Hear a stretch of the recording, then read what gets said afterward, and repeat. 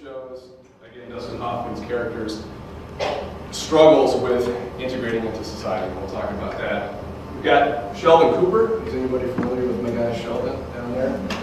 He is on The Big Bang Theory, which, do they run episodes, like new episodes anymore? I know there's a lot of reruns out there. Give me some feedback, guys. Are they still doing it? All right, cool. The interesting thing about that show, The Big Bang Theory, is, to my knowledge, they've never come out and said Sheldon has Asperger's or Sheldon has autism. But all you have to do is watch an episode or two and note his quirkiness. He's got his Green Lantern t-shirt, the comic book t-shirt he's very proudly displaying. He talks about like theories of quantum physics. He's just a brilliant guy. There's all these math facts behind him. Albert Einstein is a classic example too, that we might cite to our students at Lionsgate where I work, that he was a guy that failed algebra because he thought outside the box. There's more than one way to do math. He didn't do it the teacher's way. He failed, and of course the rest is history with him. Has anybody seen, this is kind of a heavy-duty movie, One Flew Over the Cuckoo's Nest, is the older one, okay, some people have. That's more the mental health, and if you ever have the time, we won't talk about it tonight, but to hear about the history of mental health and even in America, what we did with adults and kids with mental health needs, because they were institutionalized. And actually, Jack Nicholson's character probably got a lot more help than if you go back 100 years. If you had a kid with a disability, the state would step in and they would take over. That's just kind of how you did it. And as a parent, I have 3 daughters. I cannot imagine, I know we have any parents here with kids with disabilities, that makes me kind of get goosebumpy just thinking about it, that the state would step in and do that. But over time, I think we're not perfect, but we've done the best that we can. We've got schools like Lionsgate where I work, and we try to focus on how do we meet a kid's educational needs with autism in mind. We'll talk about that tonight. How many people are volunteers here? You volunteer here at church, you're going to teach, maybe teach a class, a lot of those, okay? If you're willing to share, any parents here with a son or daughter with a disability, it's okay. Yeah, okay. And then staff members, people that actually work here. Okay. All right, everybody. All right, cool. All right, so a bit about me. I mentioned I've got 3 daughters. There they are. You see the little girl, the shortest one. She was really sad she couldn't get on the bus. She's 2 years old. The other 2, Tatum and Macy, and my wife, we live in Brighton, in the Twin Cities. I'm a drummer. There's a drum set on there. Risen Drums, Christian drum company. It's awesome. Check them out if you have a drummer. I went to Bethel, then I went on to St. Mary's to get an administrative license. So at Lionsgate, I'm a school administrator. My role there is to oversee what I call our resource rooms. And just to keep it plain, it's kind of our heavy-duty kids. Our kids that really struggle in the classroom. So they spend a lot of time in a small classroom, and we do some of the strategies that we might talk about tonight. They have a one-to-one adult with them at all times. A lot of times they do pretty well with one-to-one support, but it is the second week of school, so we've had behaviors. I had a kid kind of in raptor mode, like scratching, we had some running, maybe a little bit of spitting and all that kind of stuff. And it is the second week of school, and they've actually gotten a lot better, so there are things that you can do after like freak everybody out. That's kind of a small percentage, and that's what I assist with. But by and large, Lionsgate is a school for kids with autism, and it's called a spectrum for a reason. A lot of our kids do pretty good, but in a typical high school, I'll look at our students over here, they would really struggle. Yeah, I don't know if you guys go to high school here in town, but they would really struggle at that high school. They would either eat lunch alone or maybe eat lunch with their case manager, and just get that one-to-one adult time. And Lionsgate is different. A lot of our kids do eat together, and they have clubs after school, and they've got somebody they can talk to about the things that they're interested in. Like Sheldon Cooper, there's not a lot of guys my age. I do like Spider-Man, but the difference is I don't talk about Spider-Man all the time. And that's kind of where the difference is with a lot of our kids. They might have a few high interest areas. It might be graphic novels, it might be Japanese anime, it might be Minecraft. You guys know that game? Yes, okay. Again, the difference is you guys probably know, okay, it's time to shut that off. I think so, right? You're good? I'm thinking nervous. Our guys, they really struggle with that. Is boundaries, and when do I stop with my highly preferred topic? We try to help them with that. Let's see, what else? Oh, a good question people ask is, what are you reading? I'm reading a book by Nancy Layton Moss called Surrender. It's kind of where I'm at. Just in my walk with Christ, just daily surrender to things. I'll give you an example. I told you I'm an administrator at Lionsgate, and the day before we started, they said, you're teaching a class. Surprise. I love teaching. I've taught disabilities for 12 years, but I didn't want to. I wanted to be the guy and support classrooms and support teachers and all that. So that's kind of where I'm at in my walk with Christ, is just trusting He knows what's up. So any questions at all about my background and my cute kids? No? All right. I will say, before going to Lionsgate, actually most of my time was in a Setting 3 EVD program. So again, what that means, kind of plain language, is that's the classroom, not for kids with autism, but kids with behavioral needs in a typical high school. And how I became interested in autism was that a lot of kids in our high school with autism ended up in my classroom.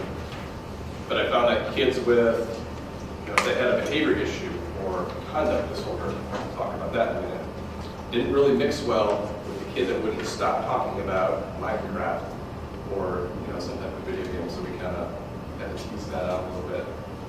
But anyway, let's get into this. And feel free to, if you've got an experience that maybe differs from what you're seeing and what I'm sharing with you, please speak up. A lot of what we learn at Lionsgate is what we're doing with kids is often because of a shared experience in working with kids. I'm going to give you some generalities and some stats, but it might differ from your experience with a student that you've worked with. Maybe it's a friend at school, or a son or daughter. But here are some statistics, and they're pretty sad. Autism, it appears early from infancy.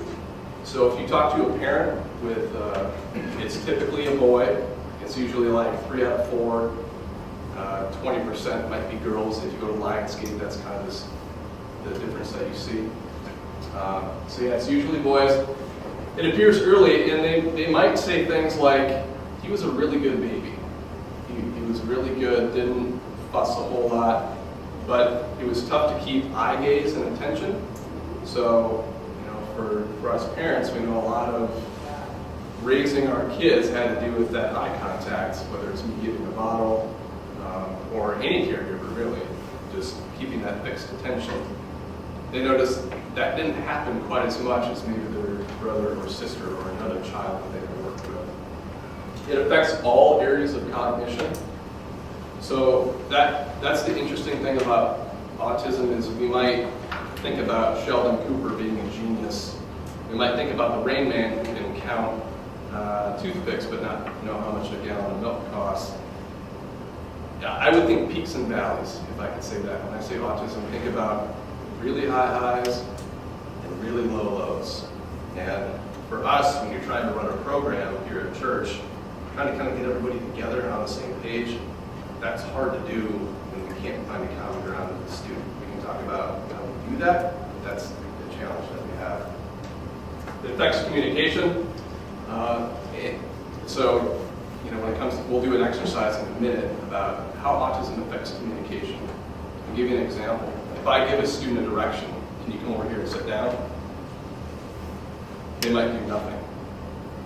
And me, I used to work in a behavioral program. I'm like, no, you're going to sit down and we're going to do this worksheet. With autism, it's different because there's a good chance they didn't even hear me the first time. So I've learned, it's been my journey, I've had to be pretty patient, or I might have, think about some of our younger kids, I might write the expectation down and say nothing. Talk about, again, autism, one of the strategies, try to use things that are highly visual. Try to reduce language as much as possible. Now the challenge is, kid in second grade, keep looking at Pat here just because you're the only one to talk to.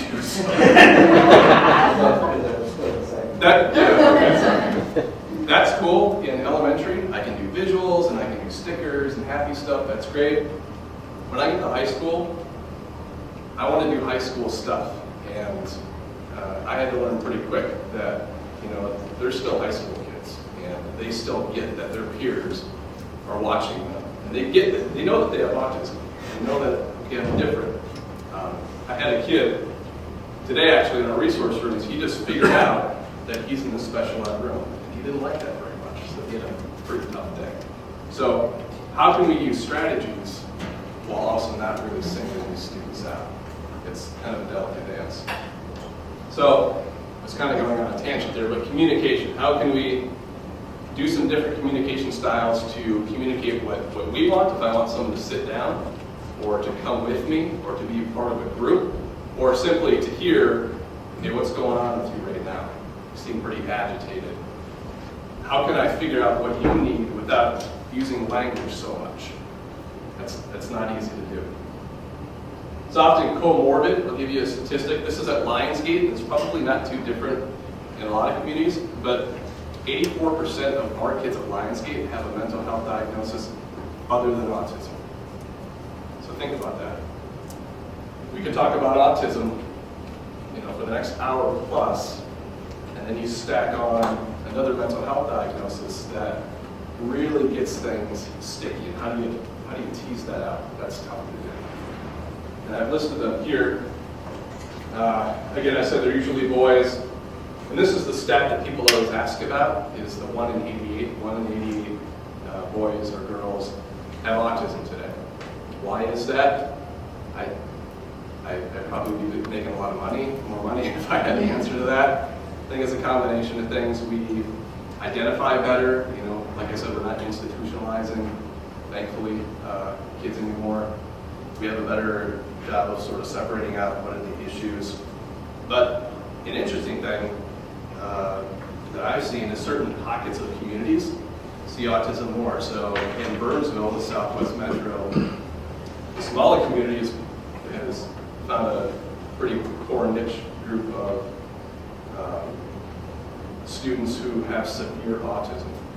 Nobody really knows why that is. They moved to the U.S.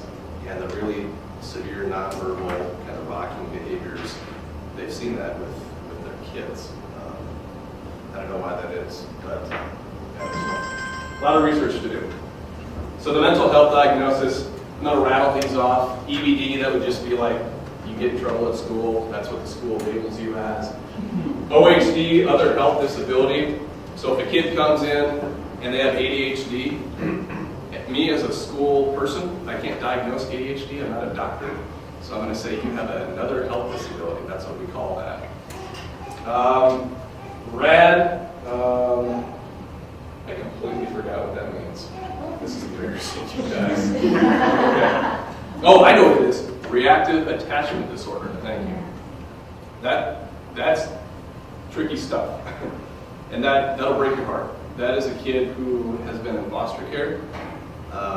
We just had a mental health training, and a pastor, he's adopted 12 kids, and he is a saint, man. And he'll take in a kid with reactive attachment disorder who's been from home to home. He had a young boy who was, I might cry talking about it, but the TV was his parent. So he really had to work to, get eye contact with that kid and just really connect. That's tough stuff. Fetal alcohol syndrome, another really tough one.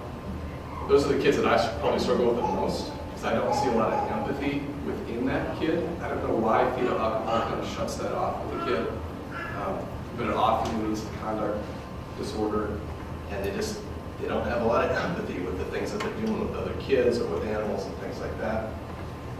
Conduct disorder, that is, again, just kids that get in trouble. That's a medical diagnosis. Oppositional defiant disorder, ODD, that's more heavy-duty kind of stuff, law breaking, drug use, physical aggression.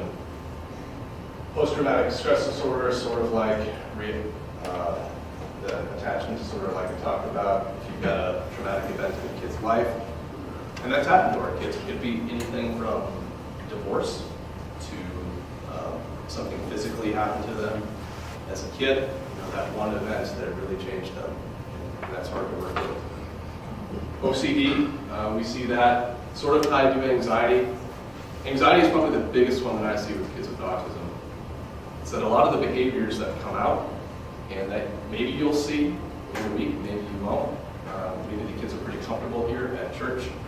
But a lot of that comes out that I'm freaked out about what's going on right now. There's a lot of kids my age who I don't know how to talk to them. They talk faster than me. They get jokes more than I do. They look better than me. I mean, they get all that stuff. Think about, not to put you guys on the spot, but high school's hard. It's hard for anybody, but our kids who have all these other issues, it's just magnified 10 times. And then, there's other things that students, you've got these other disorders that could be tied to autism. So the point is that that's not the only thing going on. Any questions or comments? Feedback? Anything that maybe I missed? Or things that you see? Okay. I'm going to try to pick up the pace a little bit. If you have questions, I might be lagging behind a little bit. But I think about, and I might look at our pastors here in the back, and some of the adults, if you have a connection to the parent, that's what this slide is all about. Is I tried to look for research on maybe divorce rates. They're high in the U.S.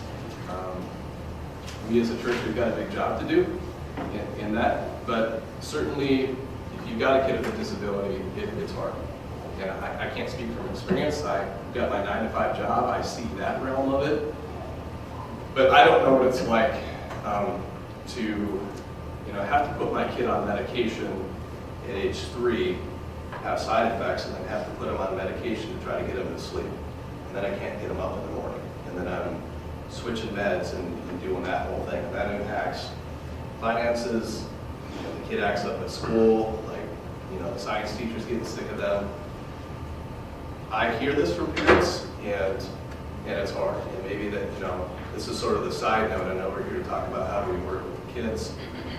But if there's a way that, you feel comfortable, and maybe pastors take the lead to really connect with the parents, that would be awesome. And I know it's not always possible. But families do report that finances, it's a strain paying for prescriptions, getting to appointments and doing the co-pays, and medical costs are going up.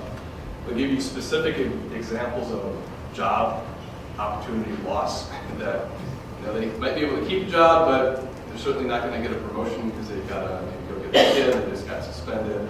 They've got to go to IEP meetings, which would be their annual meeting for the kid. Marital health, there's that strain of just higher stress in the house. And the siblings too.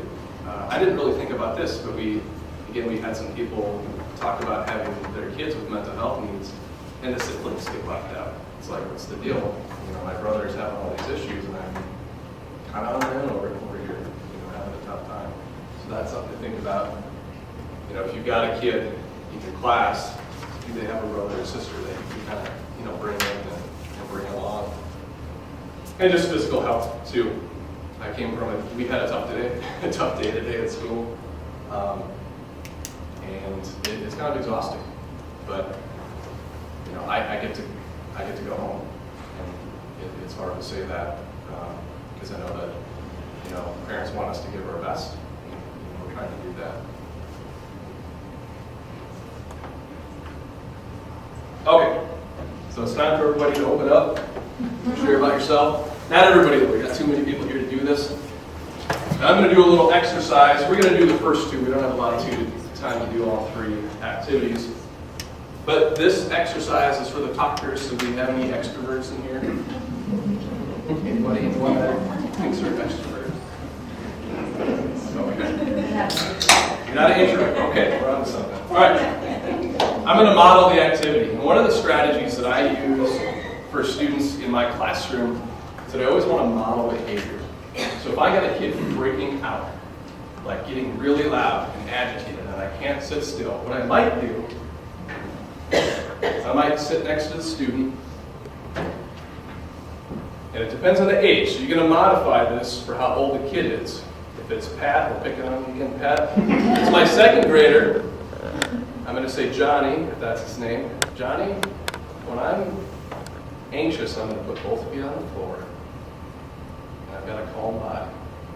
So I'm going to talk really slow, and I'm going to model what he can physically do with his body. And I'm going to try to get him to do what I'm doing, so you might do some breathing, get him to breathe with you. Probably the best thing to do with Johnny, though, is to do that outside the classroom, because you've got a class to teach. And I don't know if it's just you, or maybe you've got somebody else with you. You guys are great. That's awesome. That would be the model to have, because if you can have somebody keeping instruction going at all times, everybody else can kind of, call it behavioral momentum. Everybody else can kind of move along, and then whoever it is going to zero in on Johnny and just help him move along. And all the while, you might have visuals. I'm not going to have all these words. This would be terrible and overwhelming. But I might have a couple of words on here. I might have the word focus. I might have the word look. So that when Johnny's getting squirmy, I can just point to it for my expectation. I might also have, I've got a picture of this later. Do I have it on here? Yeah, I'll have it later. I might have a fidget. So if I'm in high school, something good to fidget with is a pencil. That's appropriate. But if I'm in second grade, maybe it's silly putty or a koosh ball, those little rubber things with little hairs. Might be Play-Doh, something like that. Something to knead and keep my attention. That was a complete bird trail. I'm going to get back to this. All right. This is kind of just to help give some understanding with autism.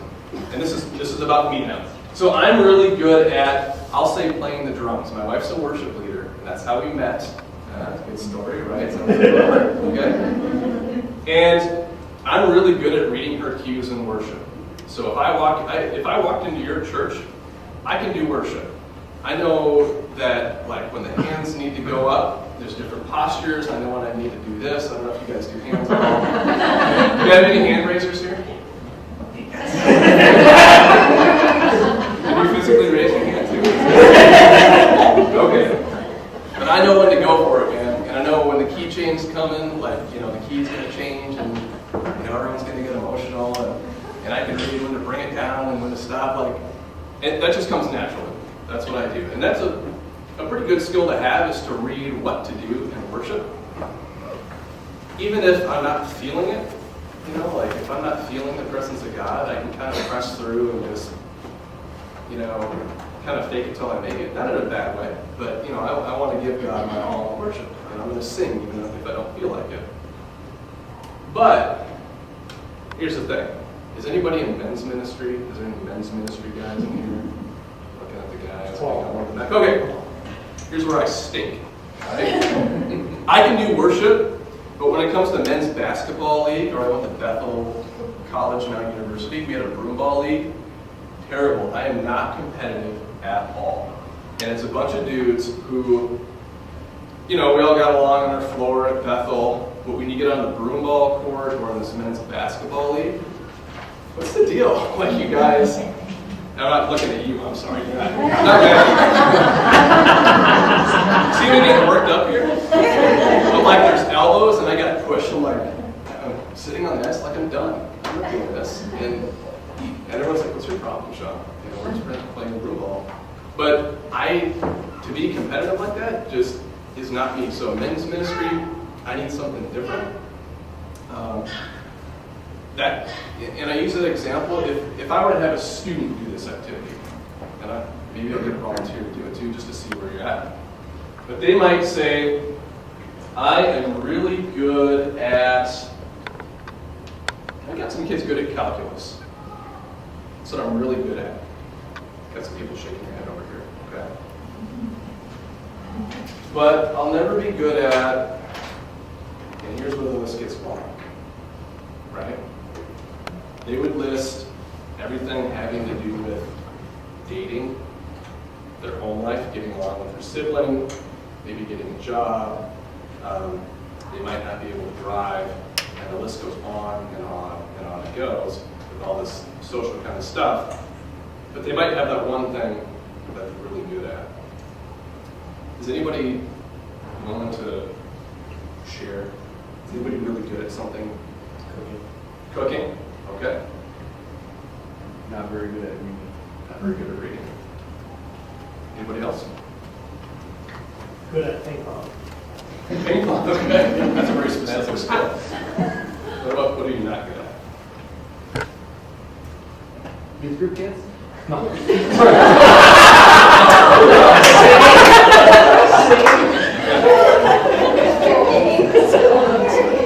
Got something worked out here. Sorry. Good. All right. See. So you get my point, is that, for most of us, we'd be able to list something that we're good at that's pretty transferable. So I listed the worship example. What that allows me to do is that skill allows me to walk into a classroom and read the room and figure out, oh, I need to scrap my lesson right now and do something different because these kids really aren't with me right now, right? The whole competitive thing, that's fine. I just avoid those situations and I hang out with guys and do other stuff. We go out for coffee or whatever. Now I really need a volunteer and I need you to come up here. Anybody? I looked at this somewhat introverted view. I don't have to. Great. Now that we're out. I'm done. I'm super competitive.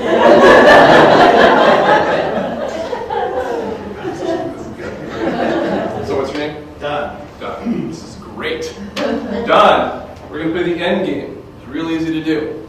We're going to have a conversation, and Don, you are not allowed to use the word the letter N in any word that you say. Right? What's your last name?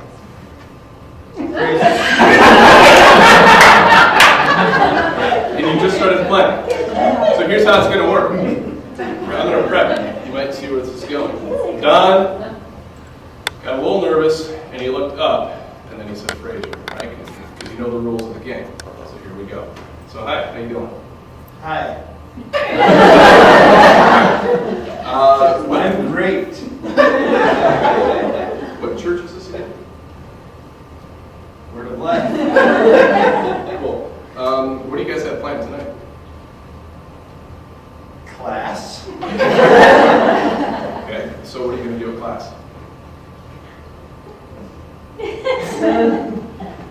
Study. Okay, well, I'm done. Great, thanks, Don.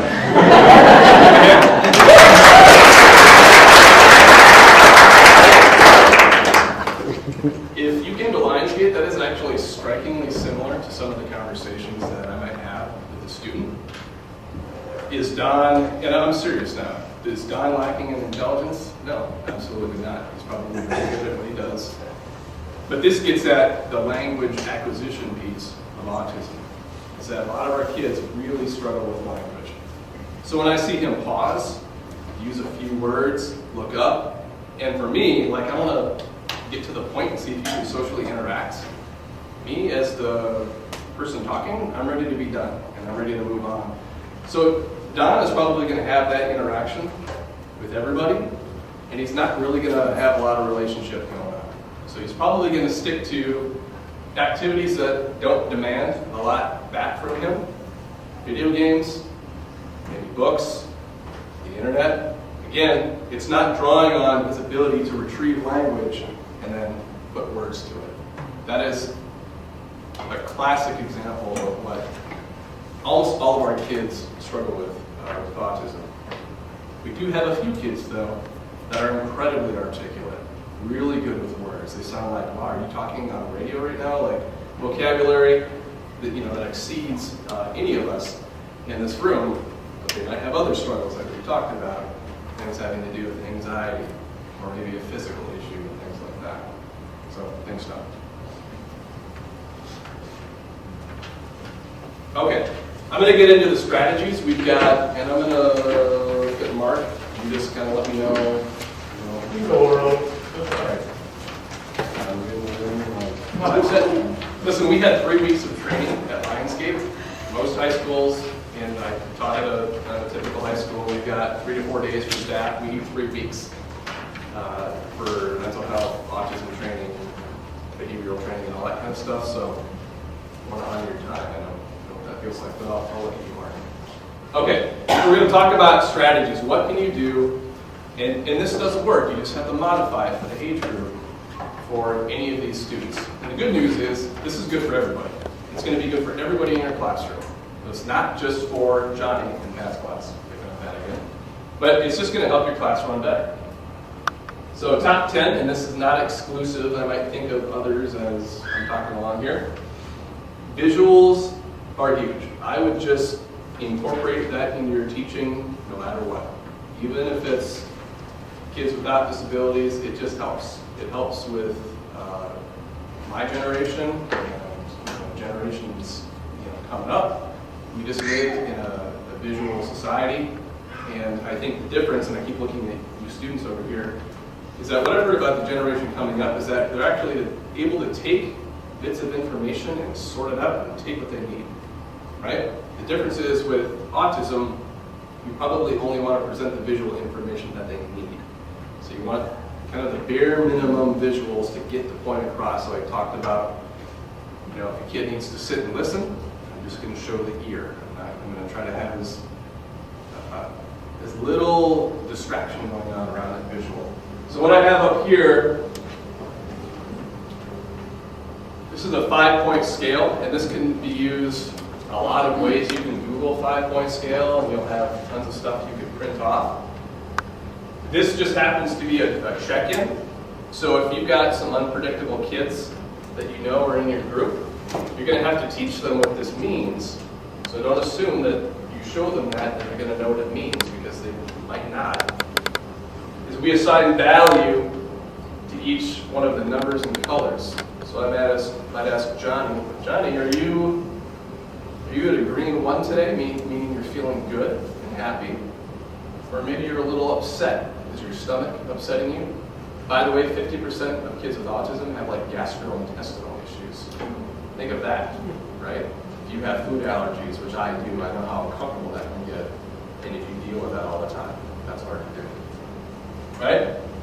And you might clearly see that they're at a different value level, but you already know right off the bat, if you've got 2 people in the classroom, okay, I'm probably going to need to have Johnny do something different instead of forcing the issue and trying to get through this curriculum right now.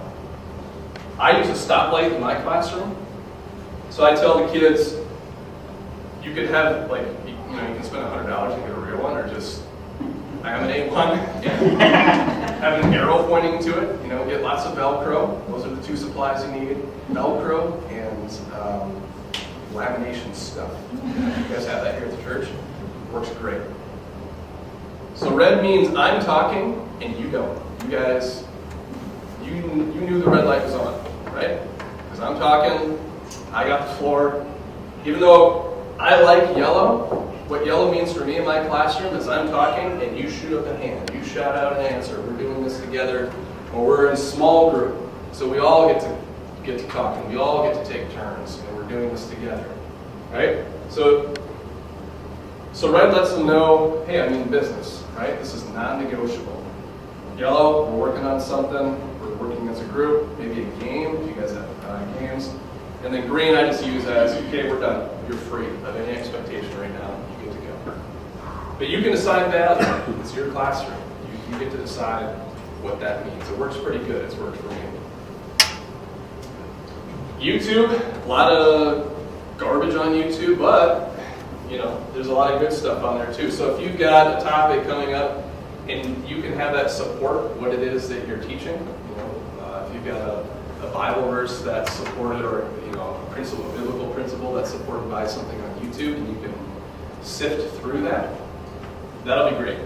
And it's interesting, I can be teaching the same content with students and I can't sit, I can't get someone to focus. As soon as YouTube comes up, it's like, whoa, what just happened? I don't know, it's interesting. So use that. And then has anybody heard of the Action Bible? Is anyone familiar with that? This is a graphic novel that goes from Genesis to revelation. It's amazing. It's really cool. I highly recommend maybe having a few on hand. Think about it. Think of it as your message. The Message Bible that really makes it modern day plain language. I think this is absolutely essential for the kids that we're talking about. Because it's hard for me sometimes to visualize what's going on, especially with an Old Testament story. This does a pretty good job of that. It's really high interest too. All right, so no visuals right now, I'm breaking the rule, but I'm going to blast through a couple of other strategies. Pre-teaching is huge. A lot of the behaviors I see with the kid with autism, or really any behavioral issue, is because they weren't warned ahead of time. So if I spring something on them, like we as adults, if anyone's flown an airplane, there's a delay, kind of expect that, okay, the weather isn't what I hoped it to be. With our kids, pre-teaching is you have to do it. And how you can do that, a couple of ideas for you. If you have teacher notes that you can talk through with the student beforehand, I would highly recommend doing that with the student if you feel they need that. Within that, giving them options. So if you've got, I don't know about the youth groups here, but if playing games is a core part of what you do, I know for a lot of our kids, anything competitive and fast-moving and loud is terrible. It just doesn't work for our kids. So just provide an alternative. Just know that, okay, we're just going to have something off to the side. Could be one-to-one conversation with one of your leaders. And just think of that as relationship building. You're putting stuff in their emotional piggy bank, so to speak. Maybe, yeah. Could you kind of define pre-teaching for everybody? Yeah, absolutely. So can I have an example of what somebody might be thinking they're doing next Wednesday? We'll try to make it as real as possible. Any teachers in here have a rough idea of, it's not a test of pastors are watching. Charlie's looking at me. We're introducing our theme for the youth group, which is that we're broken people and that Christ was broken for us. Great, okay. And what I might also do is I might talk about the expectations, like what you guys kind of expect out of the group. And that's pre-teaching right there.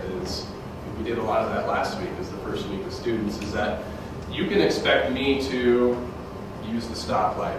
If things get out of hand, you can expect the other staff member to ask you to come out into the hallway. The reason that's good is because I'm going to get kind of nerdy on you. If anybody knows brain research, when you're really upset, the front part of your brain that does the thinking and the logical kind of stuff, it shuts down.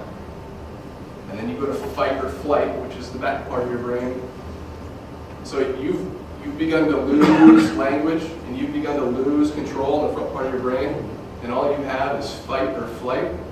But you have a relationship with somebody that's letting you know, hey, you're starting to lose control. I know that I can go out into the hallway, or I can go to X, Y, and Z. That might be an example. It's just letting them know, hey, we're going to go outside tonight. Give it real simple like that. Don't feel like you've got to create a visual for everything. I know this can be overwhelming. I know how that feels. You've got to have a visual for everything. I've got to pre-teach every skill. Yeah, there's some of that, but if you can just clue them in on what the plan is, that's half the battle. Is, hey, we're going to do a game at this time, and they might not want to participate, but at least they know what to expect. We're going to be done at this time. That's a huge one. What time are we done? Is there going to be food? I don't know. Does that help, Pastor Ed? Sure. Okay. Any other questions with that? Questions are good. Again, it's just cluing them in to the plan. It can be very casual. It doesn't, you don't have to write everything out. I know I talked about writing stuff out, but you can just let them know. I talk about offline discussions. That has to do with what I just talked about with the brain. If I know I've got kind of, we call them high flyers, a kid that I might struggle with a little bit, I'm going to do all the behavioral teaching when they're calm, or before class, or when the expectation level is really low. There's no games going on. I'm not expecting you to do any reading right now. I'm not expecting anything of you at all. We're going to talk about how are you doing. Hey, I'm going to lay the groundwork. When we have class tonight, I know that it might be tough for you. But here's what I'd like you to try to do. I'd like you to try to make eye contact with just me. You know, don't worry about your peers, but just keep eye contact with me or sit next to this staff member. And do all that offline so that in the moment, I've got the relationship built and I'm going to be much more successful in dealing with tricky behavior. Because at that time, if you happen to have a kid that is really struggling and starting to lose it, don't try to have those discussions. Save that for afterwards. Think about it like, here's some paper here. I'm going to draw a bell curve.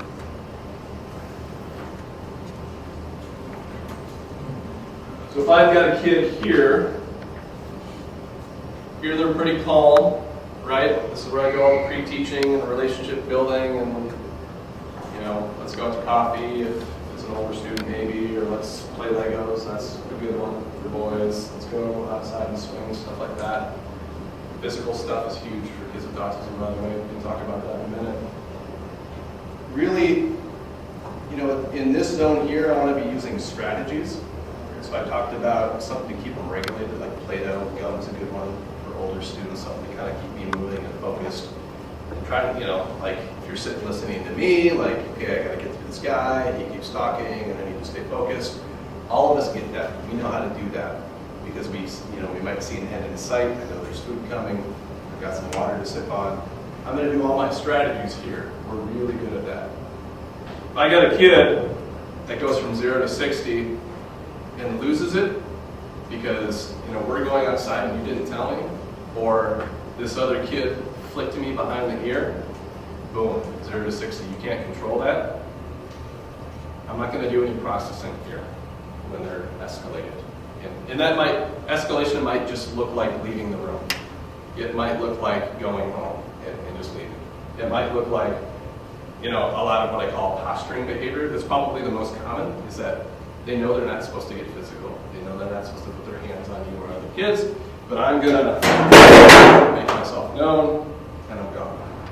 I'm not gonna do any work with the kid at this point. And then there's kind of the deflation, exhaustion after they're escalated.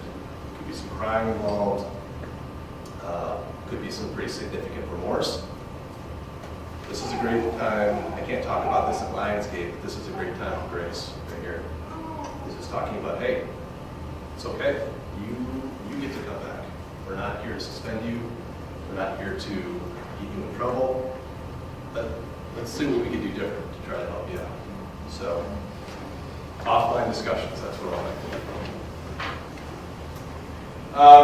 do. The next one is you'll probably have to teach it more than once. So if you feel like, man, I just told you that. But we were out there and, you know, I told you, this is like a control freak thing, but like I gave you gum and I asked you to stop blowing bubbles and you stopped out there and now you're in class. Like you were here blowing bubbles and we just talked about that. Really what that has to do with is, for that student, that was then and this is now. That's probably the trickiest thing about autism. A lot of the skills that we teach are in a classroom, in our school. And it's really hard to generalize that skill out of the community. So you might do really well with a kid here at church, and they might really be struggling in school. Or they might really be struggling at home. Because it's hard to generalize that type of skill in your environment. Number 6, I kind of talked about already. If you can have options available for whatever it is that you're doing, that's cool. Especially with things that demand a lot out of a kid. So, I talked about the games and going outside, and especially if you have a weekend away, and some of those students are coming with you, just have some of those options on hand for those kids. That's hard to do. I like to do this or that. We just present the options. Here's what you can do, or we do this, and then you get that kind of language. That seems to work pretty well. We're getting down there. Okay. Yeah. This might help understand where we're coming from. Yeah. Okay. You might not even know if this child has a problem. Great. Yeah. And all of a sudden, you've got a grant project Mm-hmm. and a kid that said he doesn't go to his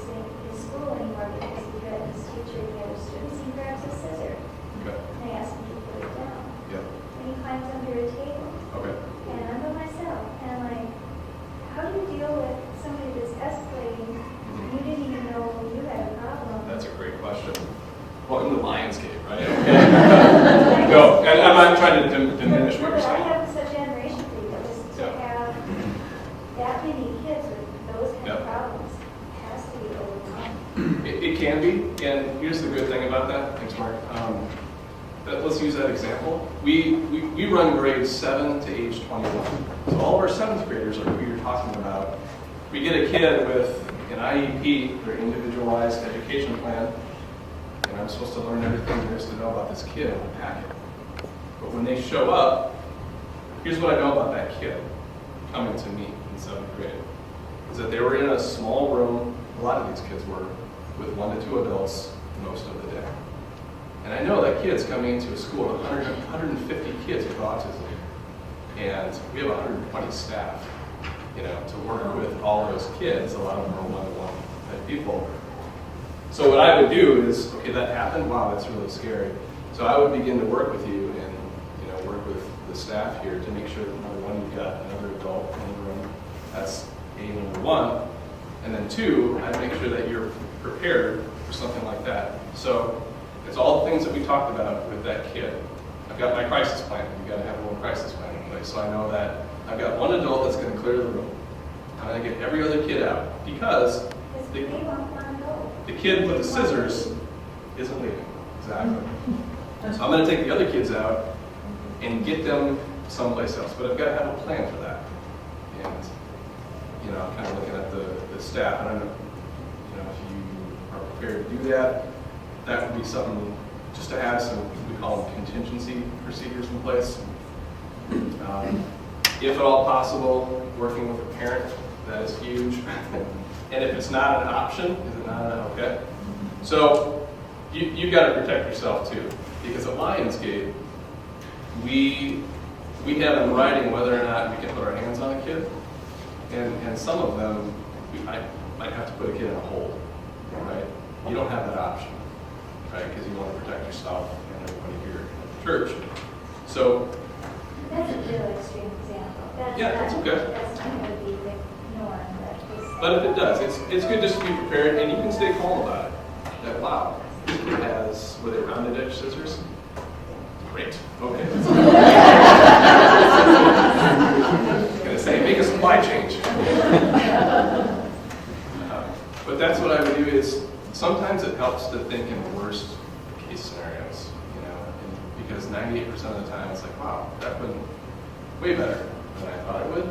And with a kid like that, I would bet if they kept coming and you had the same routine, you would just really have to do the same thing over and over again with that student. And, I don't have a ton of time, but if you could develop a routine for that student so they know exactly what to expect, they know what adults that are there waiting for them. If you had some rewards in place, I drew this up. Again, get the laminator heated up. This is really sloppy, by the way. Don't make it look like this. If you can have a card ready, laminate it. I've got 4 spaces, and I've got Velcro, little Velcro dots. And every time this kid does something positive, boom, you get like a Velcro sticker or something like that, so I can reuse it.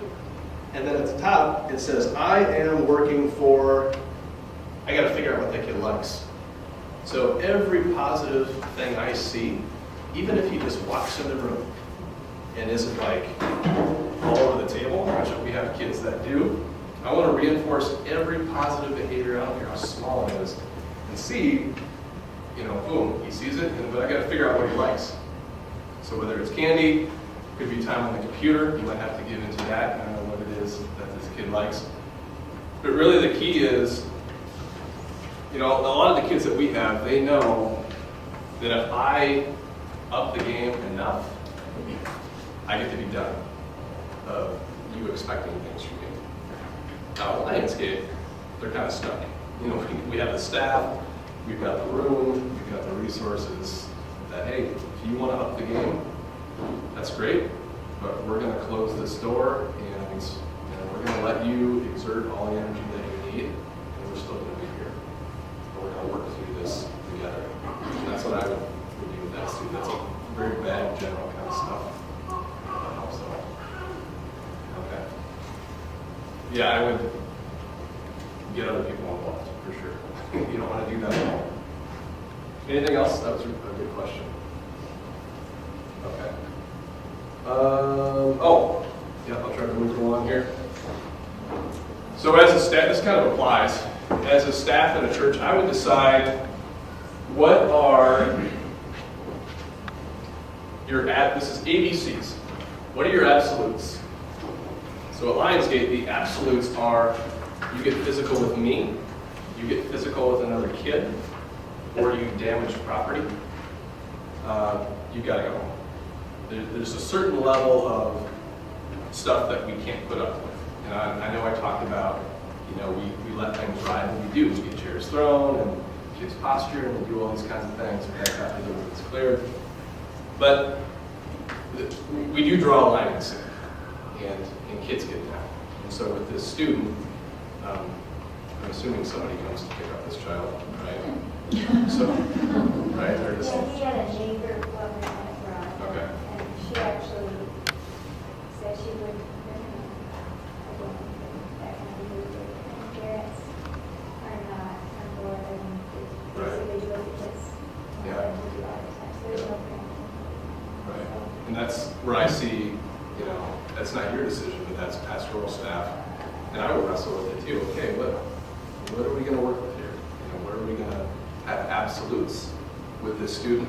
But more commonly, you said that's an extreme example. Absolutes for me is a kid swearing at me. I hear a lot of we call it verbal vomit. That can okay, I can deal with that. We can work with that. But if you're threatening me, that's an absolute. We're not going to do that. So I would decide, and it's anything that makes your other students feel unsafe. Is it anything that makes you feel unsafe? Is it anything that is derailing the ministry that you're trying to set forth? I would have that kind of stuff as your absolute. This is the best place to be, is to be the both. Things that we can do together. So if I've got a kid who doesn't want to work with the scissors, but they want to hide, okay, what can we do together? Let's come up with a plan that we can do together. And C is choices. Basically, you decide for the student. It's all you, student. You get to decide what you want to do with your time at the end of your group. Number 4, I'm going to try to pick things up here. We talked about this. The issue might not be what you think it is. It could be home life, like we talked about here. It could be a physical issue, the stomach stuff, like I talked about. It could be something called perseveration. Kids with autism get stuck. I can't stop thinking about my high interest activity. I can't stop thinking about Minecraft because I got some work to do. We have kids that get stuck. So try to help them get out of that. Developing a routine. Routines are therapeutic. I want to say that again. Routines are therapeutic. So as much as you can develop predictability into whatever it is that you're doing in the classroom, that's like 80 to 90% of your behavior. I know we've been talking about behavior problems the whole time.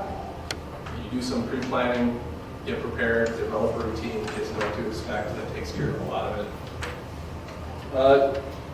Number 2 is drawing in existing adults. So again, I know as we mentioned a student up here, maybe there is no trusted adult that we know of yet, but if you can partner with some of your pastoral staff or you know where the student's coming from, then you can learn about the kid. That makes your job a whole lot easier. I put that number 2 because that's a lot of the success we have is we talk to parents and figure out what works with your son or daughter. We want to help them. We really do. And to get that message across, that we're here to provide ministry and just to reach out and serve you guys. So to have that message. Number 1 is no surprise. You as a ministry probably have this as a high priority. It's just relationship. And that'll come. And it just might not look like maybe what you thought it did. That's what I've learned with kids with autism is that the way that I connect, what works for me. You guys heard of the love languages, right? There's love languages like touch, and there's gifts, and there's words of affirmation. Autism is different. It's, there's a myth that they don't want to be relational, or that they don't love, or the old myth is that they had what was called a refrigerator mother, a very cold their mother, and then the kid develop autism. No, that's not the case at all. It's just that they don't know how to connect, and they just connect differently. So I put some visuals up there. If if you look at your senior high group, maybe going out for coffee one-to-one is a typical strategy used to connect with your students. That might not be the best because that requires a lot of language and talking. Games, high interest stuff, might be video games, maybe invest in some video games if you have the rules around here, at the church, stuff like that. And the last point, maybe we'll open up to questions, and I know you guys got food waiting for you. I've been surprised, and I'll use the word convicted myself, of what God can do with kids with mental health needs and autism. Just a couple of quick stories. I had a kid who, I won't say his name, but significant issues as a kid, foster care situation, sexual abuse situations, and he wasn't like this acting out kind of kid. He was a really soft, just troubled kid, and he got picked on. He was small, and I just worked with him the best that I could. I didn't really feel like I did anything special for him. I just felt like he was just another kid in my behavioral program. Come to find out, a couple years later, he got hooked up with the church, and he was gangbusters. I know you're familiar with Missouri Synod Lutherans, right? So, a little bit more traditional and all that. But the way I look at it, it worked great for him because he knew the rules and he could follow them and he was accepted. That was great to me. That was a win. So I thought that was really cool. I got another kid that I work with currently who I talk about how autism, students have something they're fixed on. They're only about one thing. Guess what the one thing he's about is the Lord. That's his focus. And I end with that because just think about it. We've got kids who their high interest area is Jesus. And how can I serve the Lord today? How can I love, you? And it's not that simple, but for this student in particular, that's what he wants to do. He wants to work in a church and set a meeting, and he said his goal was to please God. The little bit of flip side is that he might get a little rigid, a little rule bound, and he needs to learn some things with grace. So we want to work with him on that because it's all about what can I do instead of what can I receive. But I leave that with you that both with the first student and it's not me, but I remember praying for him and kind of giving up. I gave up on my prayers and then was convicted when I heard about what God had done in his life. That I think about the student currently, that maybe you got some of those students who it's not going to look like it today. And it takes a while, but maybe they can really be serving the Lord and have a testimony. So, questions, comments? I think we're about done. We'll do dinner break Yeah. and then after dinner break, if anyone's able to stay and do Q&A, Sure. we'll just open that up and give you a chance to kind of field any more I've questions. got a high interest video. I do. One video. Stick around for the video. Eat your dinner, then you can see the video. See you then.